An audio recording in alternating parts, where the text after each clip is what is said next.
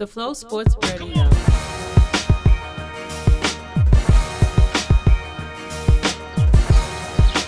Matthew Shack and the Flow Sports Radio Show, episode 58. We're going to go ahead and talk about the Cleveland Cavaliers. They went ahead and swept the Indiana Pacers under the rug with a 106-102 victory to end that series formally and put it to bed. Once again, LeBron James did the damn thing with 33 points. And the story isn't the fact that LeBron had 33. It's the story is the fact of what Paul George didn't have. You know what I'm saying? Paul George only ended up with 15 points on 5 of 21 shooting, 3 of 9 from 3. He had a horrible game, man. And we don't even want to talk about the last second shot, man, that he had to either tie or put them up. He could have went to the basket and got fouled, or went to the basket and tied it up, but he shot a three-pointer that just clanked off the back. You know what I'm saying? I don't want to hear about what happened with the foul call, the phantom foul call that LeBron should have been called for. At the end of the day, it's a players' league, and cachet is going to get you're going to get calls for cachet. Klay Thompson is going to get more calls than than Bradley Beal. It's just that's just it. That's just how the nature of the business works. So at the end of the day, man, I was very disappointed in Paul George's performance. If it wasn't for Lance Stevenson kept him in the game with 22 points. He was balling. 9 of 15, 4 of 9 from the three-point land. Without that game would have been a blowout. You know what I'm saying?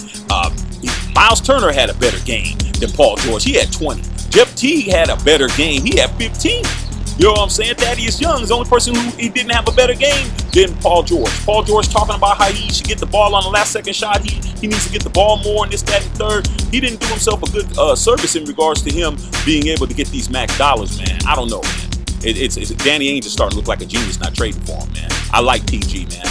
PG-13, I love him, man. But at the end of the day, man, you got to pick your game up. If you're going to talk like that, you got to pick your game up, homie. You know what I'm saying? We're going to go ahead and go hard and paint like we always do and talk about the Boston Celtics. They came back and were able to end this to tie the series up 2-2 with a 104-95 victory over the Chicago Bulls, man. And at the end of the day, Mighty Mouse himself, Isaiah Thomas, IT, 33 points. You know what I'm saying? Even in lieu of the fact of the death of his sister last week, I have to commend that brother. He's really been balling. Jay Crowder had 11. Gerald Green had 18. Al Horford had 15, man. 4 starters in double figures, man. That's a good situation. The Chicago Bulls blew a major opportunity to go up 3-1. And Jimmy Buckets with 33 points. And Dwayne Wade had 11. And that's it. You know what I'm saying?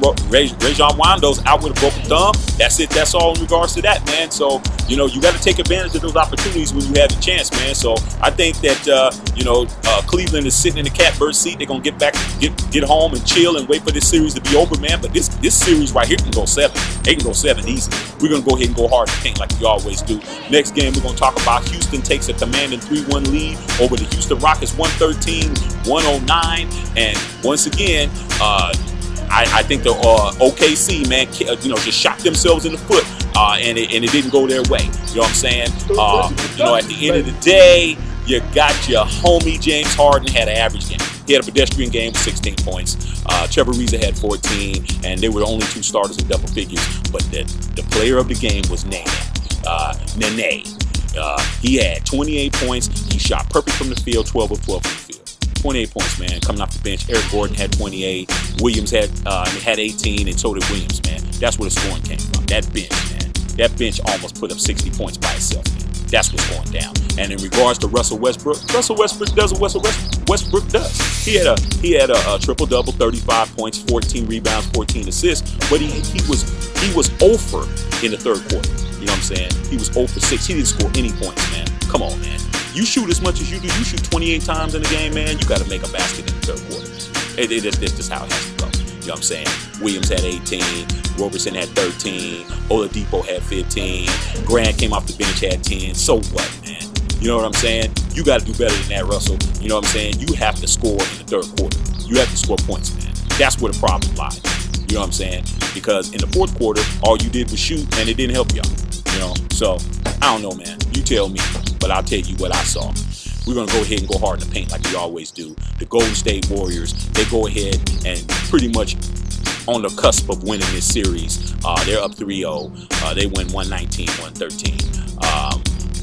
It's not, the story isn't even about Steph Curry. Steph Curry, he wound up with 34 points. The story ain't Klay Thompson with 24 points. The story is not Andre Iguodala. It's not the fact that JaVale McGee had 14 points and was just dunking on everybody like he was Dominique Wilkins or somebody. But the story is Steve Kerr. Steve Kerr is having back problems, back issues, and we don't know whether or not he's going to be back for the rest of the playoffs. We know he's definitely not playing, coaching tonight, and that leaves Mike Brown at the helm. And Mike Brown is not Luke Walton. Let's understand that right now, Warrior fans. But in this series, I think it'll be okay, man. I hope that Steve Kerr, is able to come back. He must be in excruciating pain that he's not going to be there coaching during this playoff run, man. You got to be really in bad shape as a coach if all you're doing is sitting there and your back screwed up, man. So good looking out in regards to Mike Brown. Let's see what you can do. We're going to go ahead and go hard in the paint like we always do, and we're going to talk about these other games. We're going to talk about the Raptors and the Bucks, man. The Raptors were able to tie the series up with an 87-76 win. And at the end of the day, man, the Raptors, man, finally, DeMar DeRozan showed up. You know what I'm saying? It was an APB out on him, but we found him. He had 33 points. Kyle Lowry, his running buddy, had 18. Powell had 12. Serge Ibaka had 10.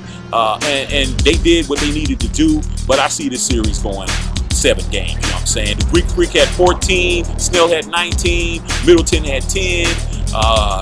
Monroe had 14, and that was it. You know what I'm saying? It can go either way. These games can go either way, man. You know what I'm saying? So we'll see what happens with that whole situation, man. But it's looking like it's gonna go longer than we thought. I thought the Raptors were gonna handle this and wrap this up with a bow, and they haven't done it. We're gonna go ahead and go hard in the paint like we always do, and talk about the Washington Wizards and the Atlanta Hawks. Hawks win 116-98. They lead the series 2-1. There ain't really a lot to talk about in regards to the Washington Wizards, man. I'm a little disappointed in the fact that they lost this game. The game was a lot more out of hand than it seemed. John Wall, with his brilliant play, as always, 29 points. Bradley Beal only had 12, and they only had 2 players on the starting lineup that had double figures. That's it. Brandon Jennings came off the bench, had 13. But they're not going to get anything done doing that because Paul Millsap had 29. Schroeder, I don't even pronounce the brother's name, but he had 27. How about that? You know what I'm saying? Prince had 16, and Tim Hardaway Jr. had 8. But I see this series still being won by Washington Wizards, man. But you can't play around, man. The playoffs, man. Everybody's trying to win. Nobody got time to sit around and play games with you. And that's how it goes, man. That's how it goes down in the town. NBA playoffs 2017. We're going to go ahead and do what we do. But until then, game on. Game on.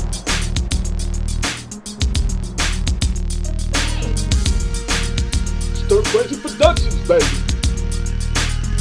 Man, my grandmama gave me that chain. What chain? Yeah, what chain?